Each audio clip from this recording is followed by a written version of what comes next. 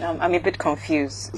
Help me understand this conspiracy. Listen to me very carefully. Like I said it earlier, there is an interest amongst elements within the world powers to turn this country into a theater of war. I mean, I've said it earlier that there's I want to know on what basis do you say this? Simply because, well, why do people? What happened in the First World War? Why were some people interested in creating chaos and causing a First World War?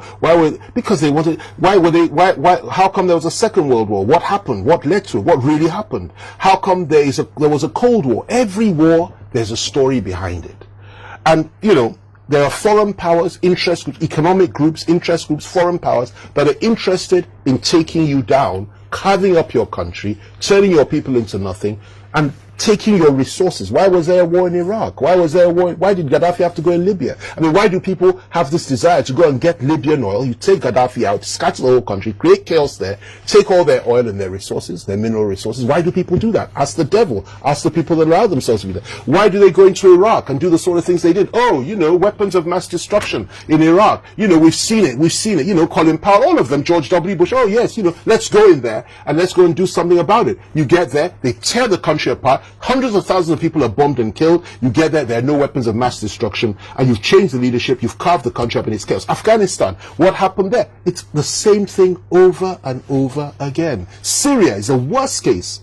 Absolutely horrendous. I followed that closely. I wrote about it over and over again in those years. Had it not been for Russia, Assad would have gone, the country would have, and what was happening? An Islamist rebellion. ISIS was the one leading the charge against a secular government. A secular government that was protecting the interests of Muslims, moderate Muslims, Christians, and Shia Muslims. And you wanted to take them out. And their soldiers were carving out the hearts of people and eating them in front of the TV cameras. Now, why do people do this? What is it?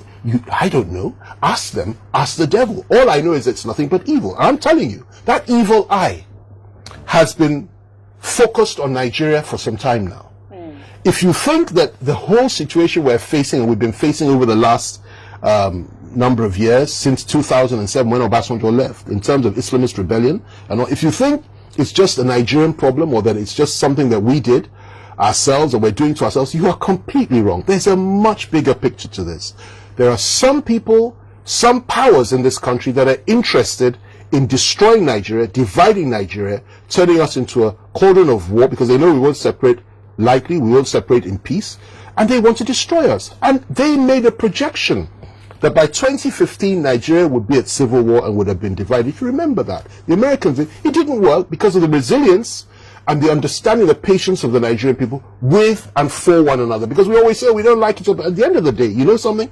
You watch the Nigerian team playing football, and you will see against a foreign country, you'll see how everybody comes together and says, listen, Nigeria first, we want the Nigerian team to win.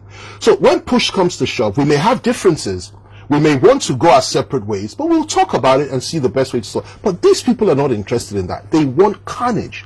They want our blood to flow. They want our flesh to be hacked. They want it to be destroyed. They want our hearts eaten. They want our wives and our children to be raped and murdered. They want carnage. They want chaos. And then they want to establish a new order. Most importantly, they're interested in our oil. They're interested in having another pool of slaves for them. They're interested in chaos and carnage and destruction, and to destroy what would have been and what is the most beautiful lady on the African continent, a great country, a great power that it once was, that held so much promise for the black man throughout the country. Now, why would they want that? I don't know. Ask Satan and ask them. It's their agenda, not ours. But God still rules in the affairs of men. And when I say this, I'm talking about the deep state. I'm not talking about an individual or president. I was a great supporter of Trump because I know that Trump was against this agenda. Trump pulled back foreign American forces from every single, he was not interested in this, which is one of the reasons they had to get him out at all costs. A lot of Nigerians don't appreciate or understand this, but those of us that know what's going on in this nation understand it very, very well. Now, the situation we're in now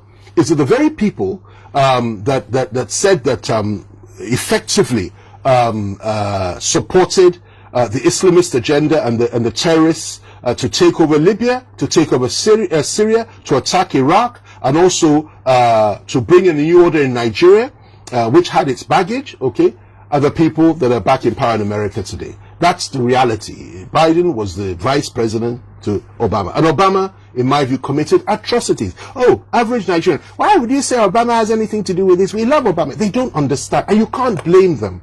So if you want to talk about the involvement of foreign powers, talk about Britain, talk about America, talk about France, talk about the conflict between France and America on the African continent, talk about the inclusion and incursions of China. It's a very complex plot. And then the fact that the Russians are not here in full force, which in my view is a very sad testimony, because they ought to be. If they were, perhaps would have a little bit more sanity, because they have proved to be reliable allies. Now, a lot of people will like this, but that's the truth, okay? My concern is Nigeria as a nation and the Nigerian people. Okay. And whoever it is that will assist us to fight these wars that are being engineered by proxy powers that are who controls Boko Haram? Who established Al Qaeda? Who established who funded Al Qaeda? Who was Osama bin Laden working for before he suddenly turned on them? We have a new world order that's coming up. These people revel in carnage, and Nigeria has been targeted, and our country is being hit on all sides. And let me also tell you this: the honest truth is, I believe there are very few Nigerian leaders that are sensitive to this. They don't even understand it themselves. So I'm talking about some of the most ones right to the top. They can't comprehend it. You understand me? If they could, they would do things very differently. You understand? But they can't. It takes insight, understanding, wisdom, a lot of knowledge, and a lot of courage to say some of these things that I'm saying. But the reality is that say them we will, because if that will allow people to open their eyes and understand what's really going on, then it's worth saying. Why is it that we have not had the support from the international community that we so desperately need? Why is it that the Americans, who can fly all the way, flying their troops into Nigeria and to Niger Republic to save one American citizen, why is it that they can't tell us where all these girls are through their satellites? Why can't they tell us anything? Why is it that it's not reported on CNN every day, or on BBC every day, or Al Jazeera every day, that our people are being slaughtered every day, to thousands per day, literally being kidnapped and being slaughtered? Have you ever asked yourself that question? Why doesn't CNN report it? One person gets killed in another part of the world. Oh, look at what happened here. But when it comes to Nigeria, they blacked it out. Just to mention here and there, oh, you know them, they're killing each other, you know, that's all they're good for. What is really going on? And why is it, I go back to it, that during President Obama's time, why was an arms embargo placed on us?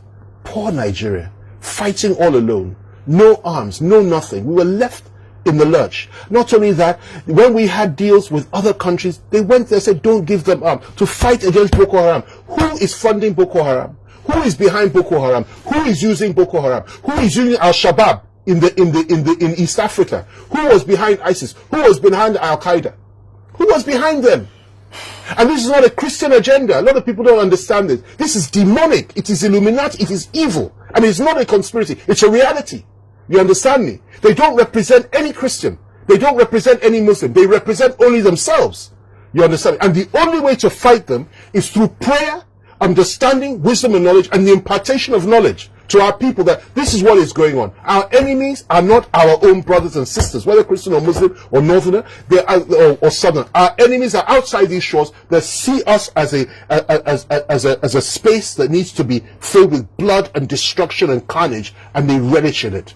And they feed on that blood, and they'll come and take our resources, take everything that's ours, and tear us apart, and we have nowhere to go. May God never allow them